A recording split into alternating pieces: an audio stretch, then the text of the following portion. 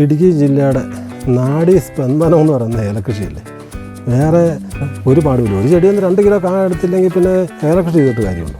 2 kilo കാ ഇന്നത്തെ വിലയ്ക്ക് എടുത്താൽ നമുക്ക് ഒരു 5000 രൂപ നമുക്ക് ഇവിടുത്തെ ഈ നമുക്ക് അനുഗ്രഹിച്ച് കിട്ടിയ ഒരു കാലാവസ്ഥ വെച്ച് നമ്മൾ ചെയ്യാനുള്ള ചെയ്ത് പരമാവധി ഈൽഡെടുത്ത് പോവുക എന്നുള്ളതാണ് എനിക്ക് എല്ലാവരോടും പറയാനുള്ളത്. ഇത് പല സമയത്ത് ഇങ്ങനെ ഇത്ര തന്നെ നോക്കിയ ഒരു 4 സ്റ്റെപ്പ് ശരങ്ങൾ തന്നെയുണ്ട്. ഇത് അതിൻ്റെ അടുത്ത സ്റ്റെപ്പ്. ഇത് ഇതുപോലെ ഉണ്ടാകണമെന്ന് ഞാൻ പറയുന്നത്. ആരോഗ്യമുള്ള ചിമ്പ്, ഇത് നല്ല ആരോഗ്യമുള്ള ശരവും ചിമ്പും ഒന്നിച്ച് വരണം.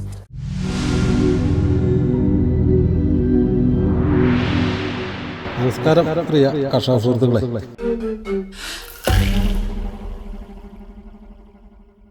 ഇതുണ്ടോ, ഇതൊക്കെ കഴിഞ്ഞ വർഷത്തെ ശരമാണ്.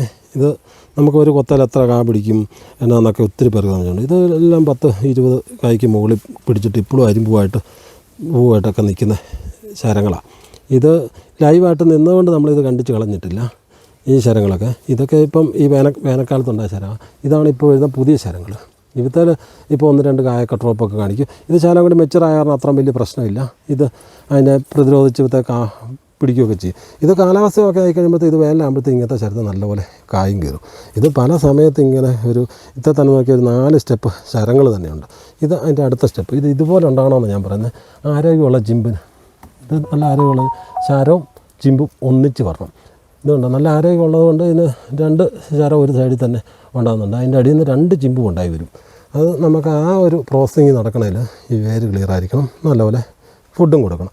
പിന്നെ കായയുടെ സൈസ്, ഇതെല്ലാം വേനൽക്കുണ്ടായ കായാണെങ്കിലും അത്യാവശ്യം നല്ല രീതിയിൽ സൈസും കാര്യങ്ങളും എല്ലാം ഉള്ള ഒരു ഇതാണ്. പിന്നെ ഇതിനകത്ത് വെറൈറ്റിയും ഒരു മെയിൻ ഘടകമാണ്. നല്ല വെറൈറ്റി, നല്ല ഞള്ളാനിയിൽ തന്നെ പല സൈസുണ്ട്. നല്ല സൈസും അരിയെണ്ണവും ഒക്കെ ഉള്ളത് നോക്കി നമ്മൾ വെറൈറ്റി തിരഞ്ഞെടുക്കുക. പിന്നെ ചൂട് കൂടിയ ഇടത്തൊക്കെ കണിപ്പറമ്പ് പോലത്തെ വെറൈറ്റികളും, മഞ്ഞും തണുപ്പും കൂടിയ ഇടത്തെല്ലാം ഈ തിരുതാളി പോലത്തെ വെറൈറ്റികളും, അല്ല തിരുതാളിയല്ല തിരുതാളി അങ്ങനത്തെ സാധനങ്ങൾ, ശാന്തമ്പാറ പോലത്തെ സ്ഥലത്തൊക്കെയാണ് അങ്ങനത്തെ വെറൈറ്റികൾ. ഓരോ ഏരിയ ബേസ്ഡാണ്. ഇപ്പോൾ പിന്നെ 9 വോൾട്ടെന്നും ബൊമ്മിന്നും അതുപോലെ തന്നെ അങ്ങനെ പുതിയ ഒത്തിരി വെറൈറ്റി വരുന്നുണ്ട്. അത് സുന്ദരി ഏലം എന്നൊക്കെ പറഞ്ഞ് അതൊന്നും എല്ലാ സ്ഥലത്തൊന്നും അത് ഒരേപോലെ നമുക്ക് ഈൽഡ് കിട്ടണമെന്നില്ല. അത് ആ നിൽക്കുന്ന ഏരിയയുടെ ഒരു പ്രത്യേകത വെച്ച് അവിടെ നല്ല പെർഫോമൻസ് ആയിരിക്കും. നമ്മൾ കൊണ്ടുവെക്കുന്നിടത്ത് ചിലപ്പോൾ അത് അത്രയും കിട്ടണം എന്നില്ല. അതിനകത്ത് ഓൾ ഓവറായിട്ട് നമുക്ക് ചെയ്യാൻ പറ്റിയ ഒരു ഇനം ഞള്ളാനി തന്നെയാണ്. അതിനകത്ത് നമ്മുടെ സ്ഥലത്തു നിന്ന് തന്നെ ഏറ്റവും നല്ല കായുള്ള ചെടിയെന്ന് നമ്മൾ പറിച്ചെടുത്ത് നട്ട് പെരുക്കിയെടുക്കുക എന്നുള്ളതാണ് അതിനകത്ത് ഏറ്റവും നല്ല ഒരു മെത്തേഡ്. നമ്മൾ കഴിഞ്ഞ വർഷം നമുക്ക് ഉണക്കമായിരുന്നു നമ്മുടെ വില്ലിനെങ്കിൽ, ഈ കൊല്ലം ആ ഉണക്കിനെയൊക്കെ നമ്മൾ നേരിട്ടിട്ട് വലിയൊരു ഈൽഡിലേക്ക് വരാമെന്നുള്ള ഒരു പ്രതീക്ഷയോടുകൂടി എല്ലാ തോട്ടങ്ങളും നന്നായിട്ട് പണിത്, അത്യാവശ്യം വില ഉണ്ടായിരുന്നതുകൊണ്ട് വളം കൊടുക്കാനൊന്നും ആൾക്കാർക്ക് ബുദ്ധിമുട്ടുണ്ടായിരുന്നില്ല. പക്ഷേ അങ്ങനെ വന്നപ്പോൾ അപ്രതീക്ഷിതമായിട്ട് നേരത്തെ വന്ന മഴയും കാറ്റും നമുക്ക് വലിയ ദോഷങ്ങളുണ്ടാക്കിയിട്ടുണ്ട്. അങ്ങനെ ഒടിഞ്ഞ തോട്ടങ്ങൾ ഇഷ്ടം പോലെ നമ്മൾ വിജുവായി തന്നെ പലയിടത്തും കാണിച്ചിട്ടുണ്ട്, അല്ലാതെ നമുക്കറിയാവുന്നതുകൊണ്ട്. അവരെല്ലാം മനസ്സും അടുത്ത് ഇനി ഇത് വേണ്ട, ഇനി മുന്നോട്ട് പോകാൻ പറ്റുകയില്ല എന്നൊക്കെ പറഞ്ഞ് ഇരുന്നെങ്കിലും ഇപ്പോൾ എന്താണെന്ന് പണിതേക്കാം എന്ന് പറഞ്ഞ് വരുന്നുണ്ട്. എന്തൊക്കെയാണ് അവർ ചെയ്യേണ്ടത്, ശ്രദ്ധിക്കേണ്ടത്? അത് പിന്നെ തട്ട ഒടിഞ്ഞു കഴിഞ്ഞാൽ തന്നെ നമ്മുടെ നടുവൊടിഞ്ഞ് വീണ് കിടക്കുന്ന പോലത്തെ ഒരു ഇതാണ്. പിന്നെ നമ്മുടെ പിള്ളേർ പ്രാഞ്ചായതാണെങ്കിൽ അവർ വന്ന് കഞ്ഞിയും വെള്ളമൊക്കെ നമുക്ക് തരും എന്ന് പറയുന്ന പോലെയാണ്. അതിന് ചിമ്പുണ്ടാക്കിയെടുക്കുക എന്നുള്ളതാണ് ഏറ്റവും ഒടിഞ്ഞ തട്ട.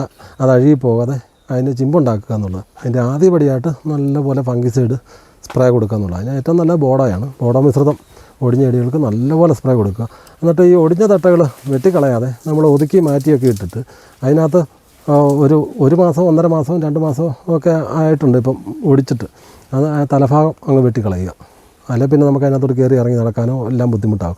ആ തലഭാഗം കൂടി വെട്ടിക്കഴിഞ്ഞിട്ട് ആ തണ്ടിനകത്ത് ചാർന്നീരും മതി. ആ ശരത്തേക്ക് അവിടുത്തൊക്കെ വളരെ സ്ലോ ആയിരിക്കും. പിന്നെ കായ്ക്ക് സൈസും ഒന്നും കാണത്തില്ല. നമ്മൾ ആ ചെടിയുടെ അടുത്ത ചിമ്പുണ്ടാക്കിയെടുക്കുക എന്നുള്ളതല്ലാതെ ഒരു ചെറിയൊരു എന്നാ പറയുന്നത് ഒരു റീപ്ലാന്റിൻ്റെ ഒരു സെറ്റപ്പിലോട്ട് പോകും. ഞാൻ കഴിഞ്ഞ പ്രാവശ്യം ഇട്ട ഒരു വീഡിയോ ഒക്കെ അതുപോലെ തോട്ടം കംപ്ലീറ്റ് ഒടിച്ചു കളഞ്ഞു. അതുപോലെ വെജിറ്റേറ്റീവ് ഗ്രോത്ത് കൂടി നമുക്ക് ഇപ്പോഴൊക്കെ കാണുന്ന ഇലച്ചെടിക്ക് പോളിയറേ അടിക്കാൻ പറ്റത്തില്ല, പേടിയാകും. എന്നാന്ന് വെച്ചാൽ അതുപോലെ ചെടി പൊങ്ങിപ്പോവാണ്. കാലാവസ്ഥയും വ്യത്യാസമായി. അടിക്കുന്ന കാരെന്നൊക്കെ പറഞ്ഞാൽ ചെടി ഒടിക്കുന്നിടം വരെ വലിയ മരം, പച്ച മരം ഒടിഞ്ഞ് വീഴുമ്പോൾ ഇത്രയും കട്ടി കുറഞ്ഞ ഏലം ഒടിയായിരിക്കും. പിന്നെ ഈ പ്രാവശ്യത്തെ കാറ്റിൻ്റെ ഒരു പ്രത്യേകത എന്ന് പറഞ്ഞു കഴിഞ്ഞാൽ നമുക്ക് തോളം പള്ളം ആയിട്ടുള്ള സ്ഥലങ്ങളും പടിഞ്ഞാറൊന്നും ഇല്ലാതെ എല്ലാ സ്ഥലത്തും ചുറ്റിക്കറങ്ങി അടിച്ച് എല്ലായിടത്തും തന്നെ നല്ലപോലെ നാശനഷ്ടം ഉണ്ടായി. അതിൻ്റെയൊക്കെയാണ് ഈ വില കൂടുതലുണ്ടായിരിക്കുന്നത്. അത് 1-2 റൗണ്ടൊക്കെ എടുത്തു കഴിയുമ്പോൾ ആ കായ ഒക്കെ തീർന്നു പോകും.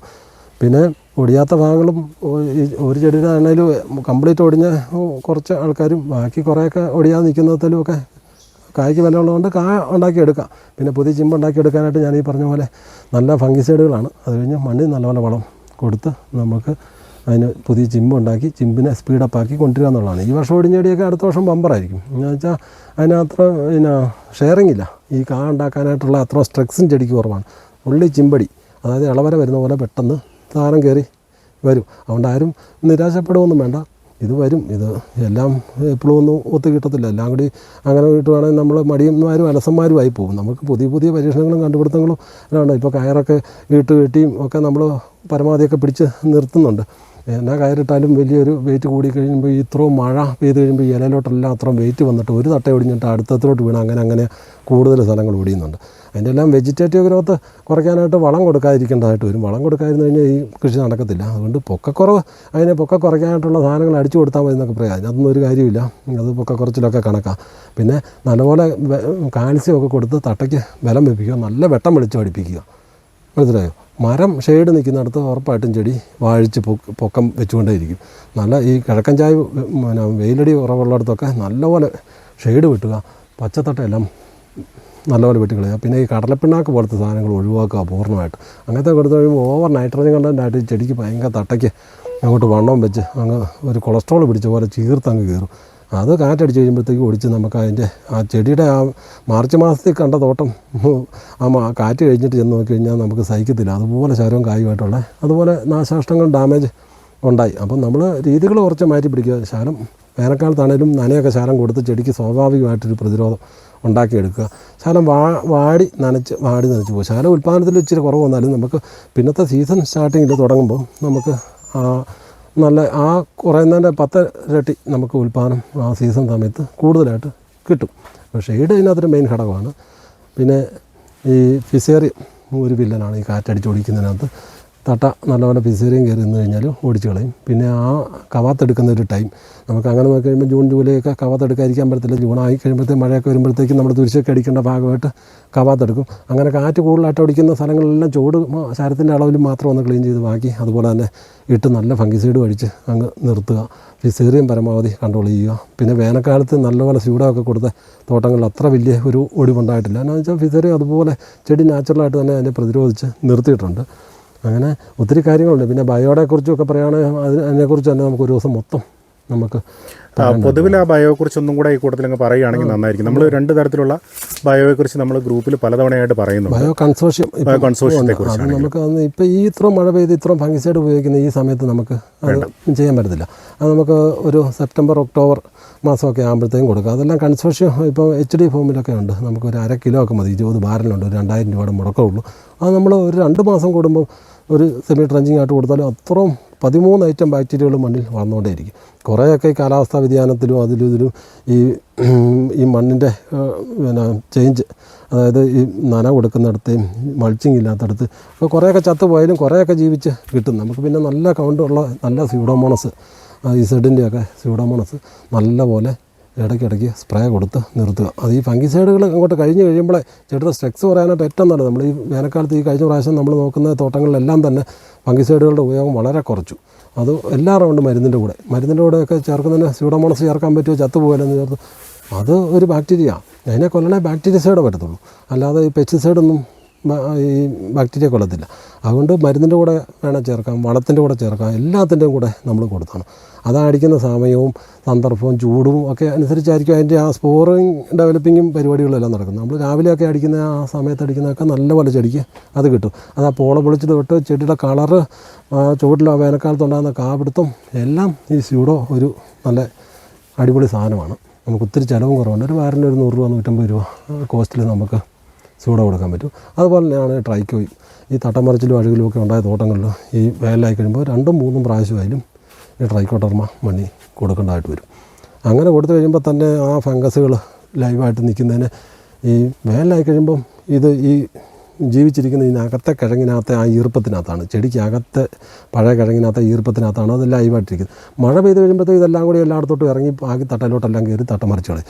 അപ്പോൾ അതിന് ഏറിയ കുറവാണ്. വേനലായി കഴിയുമ്പോഴത്തെ ആ ഈർപ്പം ഉള്ളിടത്ത് അത് കുറച്ച് സ്ഥലത്തായിട്ട് അതിനെ കൊല്ലാനായിട്ട് നമുക്കതിനെ നശിപ്പിക്കാൻ എളുപ്പമായിരിക്കും. ആ സമയത്ത് അത് അതിൻ്റെ സ്പോറുകളുടെ എണ്ണം കുറവുള്ളപ്പോൾ നല്ല ട്രൈക്കോഡെർമ കൊടുത്തു കഴിഞ്ഞാൽ അതിനെ കൺട്രോൾ ചെയ്തുകൊണ്ട് നമുക്ക് പോകാനും പറ്റും. ബിജുഭായി, നമ്മൾ ഏലകൃഷിയിലേക്ക് പല ആൾക്കാരും വരുന്നു. അതുപോലെ തന്നെ ചിലർ ഇത് നിർത്തിയിട്ട് പോകുന്നു, ചിലർ പറയുന്നത് നഷ്ടമാണെന്ന് പറയുന്നു. ബിജുഭായിയുടെ ഒരു അഭിപ്രായത്തിൽ ഏലകൃഷിയിലേക്ക് വന്ന ഒരു സാധാരണ കർഷകന് എത്ര ഈൽഡ് അവൻ ഉണ്ടാക്കണം, അല്ലെങ്കിൽ ഒരു ചെടിയിൽ എത്ര ചിമ്പുണ്ടാക്കി, എത്ര ശരം ഉണ്ടാക്കി, എത്ര കാ പറിക്കണം? ഇതിപ്പം ബിസിനസ് അല്ലാതെ പറഞ്ഞാൽ നമ്മുടെ ഇടുക്കി ജില്ലയുടെ നാഡീ സ്പന്ദനം എന്ന് പറയുന്ന ഏലകൃഷിയല്ലേ. വേറെ ഈ ബിസിനസ്സുകൾ, കച്ചവടം അതല്ലാതെ നോക്കിക്കഴിഞ്ഞാൽ കൃഷിയായിട്ട് ബന്ധപ്പെട്ട് ഇടുക്കിയിലെന്നല്ല ഈ ലോകത്തിൽ ഇപ്പം ഇതുപോലത്തെ ഒരു കൃഷിയുള്ളത് ഏതാ ഉള്ളത്? ഒരു 1500 രൂപ വിലയാണെങ്കിൽ പോലും അത്യാവശ്യം നല്ല രീതിയിൽ, അതായത് ചെറുകിടക്കാർക്കൊക്കെ ആണെങ്കിൽ ഒരു 800 കിലോ കാ എടുക്കാനായിട്ട് ഒരു പാടുമില്ല. ഒരു ചെടിയിൽ നിന്ന് 2 കിലോ കാ എടുത്തില്ലെങ്കിൽ പിന്നെ ഏലകൃഷി ചെയ്തിട്ട് കാര്യമുണ്ടോ? 2 കിലോ കാ ഇന്നത്തെ വിലയ്ക്ക് എടുത്താൽ നമുക്ക് ഒരു 5000 രൂപ നമുക്ക് കിട്ടും. 5000 രൂപ നമ്മൾ കിട്ടുമ്പോൾ ഒരു 2000 രൂപ നമ്മൾ ആ ഒരു ചെടിക്ക് നമ്മൾ അങ്ങോട്ട് മുടക്കേണ്ടതായിട്ട് വരും. അതായത് ഒരു 5 ലക്ഷം രൂപയിലും ഏക്കറിന് നല്ല രീതിയിൽ ചെയ്തു പോകണമെങ്കിൽ 5 ലക്ഷം രൂപയിലും നമുക്ക് മുടക്കം വരും. അത് ചില വർഷങ്ങളിൽ അതിൽ ഏറ്റക്കുറച്ചിൽ വരും. കാലാവസ്ഥ വ്യതിയാനം, കാറ്റടിച്ച് ഒടിഞ്ഞൊക്കെ പോയി കഴിഞ്ഞാൽ നമുക്ക് കുറേയൊക്കെ നഷ്ടം വരും. അന്നേരം നമുക്കത് വിലയിൽ നമുക്ക് കൂടുതലായിട്ട് വരും. അതുകൊണ്ട് ഇതൊരിക്കലും ഒരു നഷ്ടമുള്ളൊരു കേസല്ല. പിന്നെ ഒരു 10-60 ചിമ്പൊക്കെ ഉള്ളൊരു ചെടിക്ക് 2 കിലോ കാ സുഖമായിട്ടും നമുക്കെടുക്കാം. അതുപോലെ വെയിലൊക്കെ അടിച്ച് പ്രശ്നമൊക്കെ ആണെങ്കിലും ഒരു 1.5 കിലോ ഒക്കെ എടുക്കാം ഉറപ്പായിട്ടും. ഇതിനകത്ത് പിന്നെ ഈ ഏലകൃഷി ഇപ്പം കണ്ടൊക്കെ ഒരു 40% സ്ഥലത്തോളം ഏലം കൃഷി ചെയ്യാൻ പറ്റിയ സ്ഥലങ്ങളല്ല. അത് നമുക്ക് ഈ ഏസോണിൽ അതുപോലെ നല്ല ഷെയ്ഡും വെള്ളവും ഒക്കെ ഉള്ളിടത്ത് കിട്ടുന്ന ആ ഒരു പെർഫോമൻസ് അങ്ങനെയുള്ള സ്ഥലത്ത് കിട്ടണം എന്നുമില്ല. നമുക്ക് എല്ലായിടത്തും പറയുമ്പോൾ പറയണമല്ലോ, നമ്മൾ എല്ലായിടത്തും ഒരുപോലെ ഒരു ഈൽഡിലോട്ട് ഒന്നും കിട്ടത്തില്ല. എങ്കിൽ ചില ചെടികളിൽ 3-4 കിലോ ഒക്കെ കിട്ടുന്ന ചെടികളാണ്. നമുക്ക് ഒരു ഏക്കർ കണക്കിന് സ്ഥലത്ത് ആവറേജ് പറയുമ്പോൾ നമുക്ക് അങ്ങനെയൊന്നും കിട്ടത്തില്ല, എടുക്കിച്ച് നടക്കത്തില്ല. നമുക്കൊരു 2 കിലോ ആവറേജ് വെച്ച് പണിയാം സിമ്പിളായിട്ട്. നമ്മളിപ്പോൾ ഈ പറഞ്ഞ രീതി പോയി ഞാനിപ്പോൾ പറഞ്ഞ ഇനി മെത്തോഡിനുള്ളതും ചെയ്ത് അതിന് വേണ്ട കാര്യങ്ങൾ കൃത്യമായിട്ട് വളമൊക്കെ ചെയ്താൽ 2 കിലോയ്ക്ക് മുകളിൽ ഈൽഡ് നമുക്ക് ഉറപ്പായിട്ട് എടുക്കാൻ പറ്റും. അതിപ്പം നമ്മൾ നോക്കുന്ന തോട്ടങ്ങളിലും എല്ലാം അത്യാവശ്യം ഈ വർഷം കാലാവസ്ഥയും കുറച്ച് അനുകൂലമായിരുന്നു. ശകലം അഡ്വാൻസായിട്ട് ചെയ്യേണ്ടതായിട്ടുള്ള കാര്യങ്ങളുണ്ടായിരുന്നു. ഈ മഴ ശകലം കൂടുതലായിരുന്നു. നമ്മൾ പ്രതീക്ഷിക്കാത്ത ഒരു മഴ, നോൺ സ്റ്റോപ്പ് മഴ കുറച്ച് ബാധിച്ചിട്ടുണ്ട്. അപ്പം അതിന് പിന്നെ കോട്ടിമലയിലെ ഉൽപ്പാദനത്തിൻ്റെ കുറവ്, ഇതെല്ലാം വെച്ച് നമുക്ക് വലിയ കുഴപ്പമില്ലാത്ത രീതിയിൽ ചെയ്ത് പോകാൻ പറ്റിയൊരു വർഷമാണ്. അടുത്ത വർഷമൊന്നും ചിലപ്പോൾ ഈ വില ഒന്നും കാണണമെന്നില്ല. പിന്നെ ഒന്നും പറയാൻ പറ്റത്തില്ല, കാലാവസ്ഥയാണ്. നല്ല കഴിഞ്ഞ വർഷത്തെ പോലെ നല്ലൊരു ഉണക്കം അടിക്കുന്നെങ്കിൽ നമുക്ക് വിലയൊന്നും ഇത് നമുക്ക് കമ്പയർ ചെയ്യാൻ പറ്റത്തില്ല. പിന്നെ ഒരു കാര്യം, പണ്ട് ഈ നാടൻ ചെടി, മൈസൂർ വൾക്ക, അങ്ങനത്തെ വെറൈറ്റി ചെടികൾ ഉണ്ടായിരുന്ന കാലത്ത് ഇതിൻ്റെ ഉൽപ്പാദനം എന്ന് പറയുന്നത് വളരെ കുറവായിരുന്നു. ഇപ്പോൾ എത്ര ടണ്ണാണ് ഈ ഏലക്ക ഉണ്ടാകുന്നത്. എന്നിട്ട് ഇതിന് ഈ വില കിട്ടുന്നുണ്ടല്ലോ. ഇപ്പോൾ ഇതിൻ്റെ ഉപയോഗം ഭയങ്കരമായിട്ട് കൂടിക്കൊണ്ടിരിപ്പുണ്ട്. ഒത്തിരി സ്ഥലങ്ങളിൽ പുതിയതായിട്ട് ഇതിൻ്റെ ടേസ്റ്റ് അറിഞ്ഞവർ ഇത് ഉപയോഗിക്കാൻ തുടങ്ങിയിട്ടുണ്ട്. ഇത് നമ്മുടെ ഒരു കുറച്ചേറിയാലും ഈ സാധനം ഉണ്ടാകത്തുള്ളൂ. ഇപ്പം മഡഗാസ്കർ, അതുപോലെ തന്നെ പല തണുപ്പ് കൂടി ഇവിടുത്തെ സെയിം ഹ്യൂമിഡിറ്റി ഉള്ള സ്ഥലങ്ങളിലെല്ലാം ചെറുതായിട്ട് തുടങ്ങിയിട്ടുണ്ട്. ആസാമിൻ്റെ ഒരു സൈഡ്, നോർത്ത് ഈസ്റ്റിൻ്റെ സൈഡുകളിലും ഒക്കെ കൊണ്ട് ഈ ഏലം ചെയ്ത് നോക്കുന്നുണ്ട്. എങ്കിലും നമ്മുടെ ഇവിടുത്തെ ഈ നമുക്ക് അനുഗ്രഹിച്ച് കിട്ടിയ ഒരു കാലാവസ്ഥ വെച്ച് നമ്മൾ ചെയ്യാനുള്ളത് ചെയ്ത് പരമാവധി ഈൽഡെടുത്ത് പോവുക എന്നുള്ളതാണ് എനിക്ക് എല്ലാവരോടും പറയാനുള്ളത്. ഇതുകൊണ്ട് രക്ഷപ്പെട്ട ആൾക്കാർ ഉള്ളൂ ഇടുക്കി ജില്ലയിൽ. ഈ കർഷകരായിട്ടുള്ള ഒരു 80% പേരും ഈ ഇതുകൊണ്ട് രക്ഷപ്പെട്ടവരാണ്. പിന്നെ ഒന്നും ചെയ്യാത്ത തോട്ടങ്ങൾ ഇപ്പോഴും നമുക്ക് കാണാൻ പറ്റും. അവർക്കെല്ലാം വേറെ 100 കൂട്ടം വരുമാന മാർഗ്ഗങ്ങൾ കാണും. സാധാരണക്കാരന് 4-5 ഏക്കർ സ്ഥലം ഇത് വായിച്ച് തന്നെ കാര്യങ്ങൾ, പിള്ളേരുടെ പഠിത്തം തൊട്ട് ബാക്കി എല്ലാ കാര്യങ്ങളും ഓടിച്ചുകൊണ്ട് പോകുന്ന ചെറുകിടക്കാരെ സംബന്ധിച്ച് ഇതിനകത്ത് നല്ലപോലെ ആത്മാർത്ഥമായിട്ട് ചെയ്തു കഴിഞ്ഞാൽ തിരിച്ച് ഏലം ഒരിക്കലും ചതിക്കത്തില്ല. പിന്നെ നമുക്കൊരു പ്രതീക്ഷയാണ്. നമുക്ക് വേറെ ഏത് കൃഷിക്കുണ്ട്, കാപ്പിക്കോ കൊടിക്കോ എന്നത്തിനുണ്ട്, തന്നാണ്ട് വിളവ് കിട്ടുന്ന എന്നത്തിനുണ്ട്. നമുക്കിതിപ്പോൾ ചെടിയൊക്കെ ഇപ്പോൾ അടുത്ത പ്രാവശ്യം എടുത്തിട്ട് അതിനും കൊടുക്കാം. ഒരിടത്തുനിന്ന് നമുക്കൊരു അത്യാവശ്യം വന്നൊരു പൈസ മറിക്കണേലും എല്ലാം നമുക്ക് ഈ ഏലം അതുപോലെ നമ്മളെ ഹെൽപ്പ് ചെയ്ത ഒരു ഇതാണ്. ഞാൻ നമ്മുടെ ജീവിത സാഹചര്യങ്ങളൊക്കെ ഞാൻ നിങ്ങളോട് ഒത്തിരി പ്രാവശ്യം പറഞ്ഞുള്ളൂ. ഞാനിപ്പോൾ ഒരു 98 തൊട്ട് തുടങ്ങിയ ഈ ഫീൽഡ് തന്നെയാണ്. ഇതിനകത്ത് നിന്ന് ഇപ്പം നമ്മൾ അഡീഷണലായിട്ടൊരു കടയും കൂടി, ഒരു പെസ്റ്റിസൈഡ് ഷോപ്പും കൂടി തുടങ്ങി എന്നേ ഉള്ളൂ. ഇപ്പോഴും നമ്മൾ ഒരു ദിവസം പോലും നമ്മൾ ഒരു ഏലച്ചെടിയിൽ വരാത്ത ഒരു ഏലക്ക പറിച്ച് തിന്നാത്ത ദിവസവും ഇല്ല. അത്രയ്ക്കൊരു അഭേദ്യമായിട്ടുള്ളൊരു ബന്ധം ഏലച്ചെടിയായിട്ടുണ്ട്. നമുക്ക് അത് നിരീക്ഷണം പിന്നെ എക്സ്പീരിയൻസും നമുക്ക് ക്വാളിഫിക്കേഷനൊന്നും അത്ര വലിയ ഇതില്ല. പക്ഷേ ഇതിനകത്ത് അനുഭവിച്ചും അറിഞ്ഞും കേട്ടും കൊണ്ടും കണ്ടും പഠിച്ച കാര്യങ്ങളാണ് നമ്മൾ ഓരോരുത്തരുമായിട്ടും നമ്മുടെ ഗ്രൂപ്പിൽ കൂടിയും എല്ലാം ഷെയർ ചെയ്യുന്നത്. അത് ഫോളോ ചെയ്യുന്ന ഒത്തിരി പേരുണ്ട്. അതിനെ ഒത്തിരി പേര് വിമർശിക്കുന്നവരുണ്ട്. അതെല്ലാം അതിൻ്റെ വഴിക്ക് ഇങ്ങനെ നടന്നുകൊണ്ടേയിരിക്കും. നമ്മുടെ ദൗത്യം നമ്മളിങ്ങനെ തുടർന്നുകൊണ്ടേയിരിക്കും. ഞാൻ പറഞ്ഞല്ലോ, ഒരു 16-17 കാലഘട്ടത്തിൽ വാട്സപ്പ് ഗ്രൂപ്പിൽ തുടങ്ങിയതാണ്. അത് കഴിഞ്ഞ് ടെലിഗ്രാമായി, ഫേസ്ബുക്ക്, യൂട്യൂബ്, അങ്ങനെ നവമാധ്യമങ്ങൾ അതിനകത്ത് ഒത്തിരി എന്നാ പറയുന്നത് പ്രൊമോട്ട് ചെയ്തു ഈ കൃഷിയുടെ കാര്യത്തിൽ. പിന്നെ ആദ്യമൊക്കെ ആരും പറയത്തില്ലായിരുന്നു എന്നാ ചെയ്ത റിസൾട്ട് കിട്ടിയ കാര്യങ്ങളൊന്നും. അതിനകത്ത് നിന്നെല്ലാം ഒരു മാറ്റം ഉണ്ടാക്കിയതെല്ലാം ഈ ഗ്രൂപ്പുകളാണ്, ഈ ഏലം കർഷക കൂട്ടായ്മകളാണ്. അതിനകത്ത് ഛേദമില്ലാത്ത ഉപകാരം എല്ലാവർക്കും ഇത് ഷെയർ ചെയ്യാനും, ഒരു മരുന്ന് അടിച്ചു കഴിഞ്ഞാൽ അതിൻ്റെ റിസൾട്ടും ഒരു വളത്തിൻ്റെ റിസൾട്ടും അത് ചെയ്യേണ്ട സമയവും ഇതെല്ലാം പറഞ്ഞു കൊടുക്കാനും എല്ലാം ആൾ വേണമല്ലോ. അതിന് നമ്മുടെ ഗ്രൂപ്പ് 24 മണിക്കൂറും ലൈവായിട്ട് അതിനകത്ത് നിൽക്കുന്നുണ്ട്. അതിനകത്ത് ഒരു 10,000 മെമ്പർമാരുള്ളതിനകത്ത് കുറേ പേരൊന്നും അതിനകത്ത് ആക്റ്റീവ് അല്ലെങ്കിലും എല്ലാവരും തന്നെ ഇത് കേൾക്കുന്നും കാണുന്നും ഉണ്ട്. അത് ഫോളോ ചെയ്യുന്നുണ്ട്, പിന്തുടരുന്നുണ്ട്. ഈ ഏലക്കൃഷി ഒന്നേന്ന് പഠിക്കുന്ന ആൾക്കാർക്കെല്ലാം നല്ല ഒരു അനുഭവമായിരിക്കും ഇങ്ങനത്തെ ഒരു ഗ്രൂപ്പും സംവിധാനങ്ങളും. ഇത് നമ്മുടെ ഗ്രൂപ്പൊന്നും തന്നെയല്ല, ഇതുപോലത്തെ പല ഗ്രൂപ്പുകളുണ്ട്. എല്ലാ ഗ്രൂപ്പുകളും ഇതിൻ്റെ ഉന്നമനത്തിന് വേണ്ടി ചെയ്യുന്നതാണ്. പിന്നെ ഓരോരുത്തർക്കും ഓരോ മെത്തേഡുകളാണ്, ഓരോരുത്തർ ചെയ്യുന്ന രീതികൾ. ഞാൻ ചെയ്യുന്ന രീതി ആയിരിക്കുമല്ല അടുത്ത ഒരാൾ ചെയ്യുന്നത്, അടുത്തുള്ള ഒരാൾ ചെയ്യുന്ന സ്ഥലത്തിൻ്റെ ഒരു പ്രകൃതി കാലാവസ്ഥയായിരിക്കുമല്ല നമ്മുടെ ഇവിടെ. അങ്ങനെ അത് പലതുമായിട്ടും ഇത് ഒരു കോമ്പാറ്റബിളായിട്ട് വന്ന് ഒരു കോമ്പിനേഷനായിട്ട് വന്ന് ഞാൻ ഇടുക്കിയിലെ മൊത്തം, അതുപോലെ വയനാട് ആണേലും കൊടൈക്കനാലാണേലും ഇനി അടുത്ത ആഴ്ച ഞാൻ ഇവിടെ പോവാം. എവിടെയാണ് നമ്മുടെ കാസർഗോഡിൻ്റെ സൈഡ്, അവിടെ നമ്മുടെ സുഹൃത്തൊരു കുറേ ബൾക്കായിട്ടൊരു സ്ഥലം മേടിച്ചു. അവിടെ അങ്ങോട്ട് ഏലം കൊണ്ടുപോകണം. അവിടെ ഏലം ഒന്ന് നട്ടു നോക്കാനായിട്ട് ഇവിടുത്തെ പല വെള്ളവും സംവിധാനവും കാലാവസ്ഥ എല്ലാം സെയിമാണ്. അവിടെ ചെയ്ത് നോക്കാൻ പോകണം. അപ്പോൾ അങ്ങനത്തെ ഈ പരിചയം ഞാൻ ഈ ഇടുക്കിയിലെ എല്ലാ ഭാഗങ്ങളിലും നടന്ന് നമുക്കത് നല്ലൊരു അനുഭവമുണ്ട്.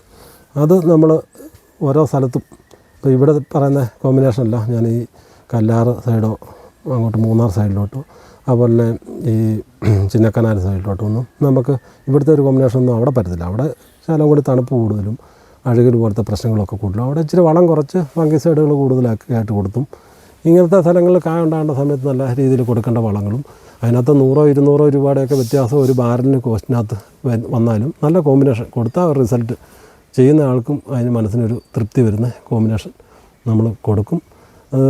അങ്ങനെയൊക്കെയാണ് ഇപ്പോൾ കാര്യങ്ങൾ നമ്മുടെ പോയിക്കൊണ്ടിരിക്കുന്നത്.